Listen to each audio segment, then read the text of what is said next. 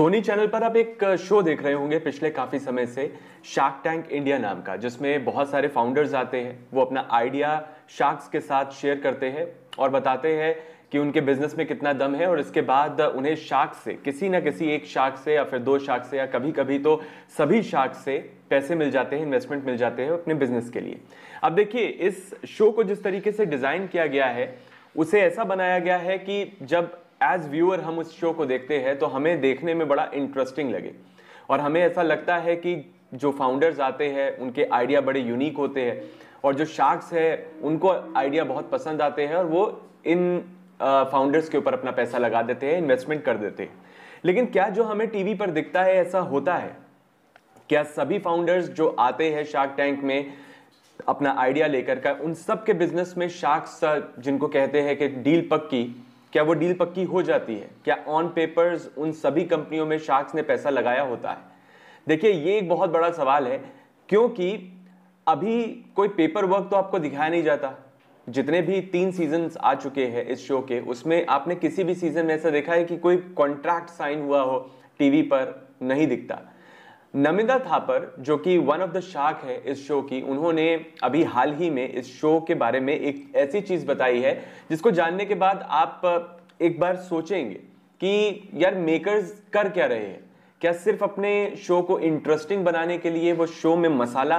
Put करने के लिए फाउंडर्स को ये कह देते हैं कि आप आइए, अपना आइडिया बताइए, और फिर शार्क्स को भी ये इंटरेस्टिंग इंस्ट्रक्शंस दी जाती होंगी कि आपको किसी ना किसी एक फाउंडर को तो आपको लेना पड़ेगा। अब मान लीजिए कि 5 शार्क्स है और 5 शार्क्स में से कोई एक शार्क किसी भी कंपनी में इन्वेस्ट ना करे, तो ऐसा तो हो नहीं सकता। और ऐसा भी नहीं हो सकता कि एक ही शार्क सारी कंपनियों में इन्वेस्ट करता जाए। तो शो के जो मेकर्स हैं वो कहीं ना कहीं सारे शार्क्स को ये कहते होंगे, ऐसा अज्यूम किया जा सकता है कि आप सभी को किसी ना किसी कंपनी में तो इन्वेस्ट करना ही है। और फिर जो फाउंडर्स आते हैं उनको भी बहुत सारी इंस्ट्रक्शंस दी जाती होंगी। नमिता थापर ने हाल ही में एक इंटरव्यू में बताया है कि बहुत सारी जो डील्स हैं, जो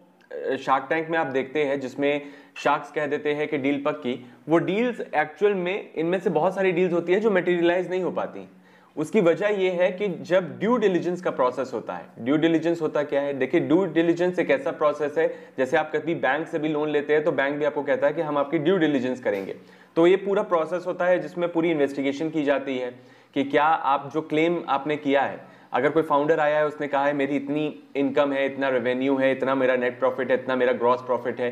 क्या उसकी, मैं कंपनी का सीईओ हूं, मेरी कोई दूसरी कंपनी नहीं है, इस तरीके के जो क्लेम्स करते हैं, कोई वो फॉल्स क्लेम तो नहीं है। तो ड्यू डिलिजेंस में नमिता थापर ये कहती हैं कि बहुत सारे फाउंडर्स जो है वो झूठ बोलते हुए पाए गए हैं, और इसीलिए हम लोगों ने कंपनी में इन्वेस्ट नहीं किया। अब देखिए, जब हम लोग दर्शक के तौर पर सोनी का ये प्रोग्राम देखते हैं तो हमें देखने में बड़ा दिलचस्प लगता है, बहुत अच्छा लगता है। ऐसा लगता है कि देखिए कितने क्रिएटिव लोग हैं, कितने नए नए इनोवेटिव आइडियाज लेके बिजनेसेस के आ रहे हैं, और शार्क्स हर कंपनी में पैसा लगा रहे हैं। लेकिन वहां पर सिर्फ जबान से ही वादा कर दिया जाता है कि डील पक्की हो गई और एक चेक दिखा दिया जाता है, लेकिन असल में क्या इन कंपनीज में वाकई वो पैसा इन्वेस्ट किया जाता है? तो इसके बाद देखिए, जब कोई कंपनी में अब जो लोग कंपनीज में इन्वेस्ट करते हैं उनको ये बात अच्छी तरीके से पता होगी कि कोई भी कंपनी कोई भी इन्वेस्टर किसी भी कंपनी में ऐसे ही पैसा नहीं लगा देता। उसकी पूरी रिपोर्ट देखी जाती है, उसको पूरा एनालिसिस किया जाता है, उस बिजनेस का जो मॉडल, जो भी शार्क टैंक में आके फाउंडर क्लेम करते हैं, उसको देखा जाता है कि क्या वो सच है, और उसके बाद ही उस कंपनी में पैसा लगाया जाता है।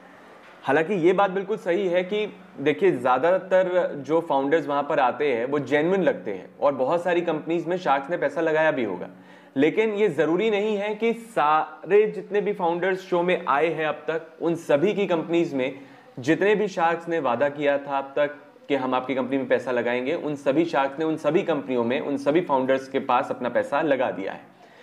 और ये बात हम नहीं कह रहे, ये बात जो है वो नमिता थापर ने हाल ही में एक इंटरव्यू में कही है कि जब ड्यू डिलिजेंस का प्रोसेस आता है तो बहुत सारे फाउंडर्स जो है वो चीट करते हुए पाए जाते हैं कि जो उन्होंने शार्क टैंक में क्लेम किया था वो सच नहीं था।